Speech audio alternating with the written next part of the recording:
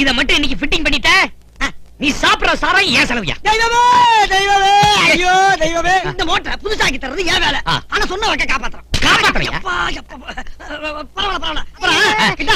நான் சொல்றப்ப சுவிட்ச போடணும், நான் சொல்றப்ப சுவிட்ச ஆஃப் பண்ணணும். அதெல்லாம் நான் பாத்துறேன். நீ முதல்ல ஃபிட்டிங் பண்ணு. குடிமா கடி சரி, குடிமா கடே ரெடியா? கிட்டா போட சொல்லு. ஏய் போடா. ஏய் பாத்துப்பா, கரண்ட் அடிச்சிரு போகுது. வருது வருது வருது வருது. ஆஃப் பண்ண சொல்லு.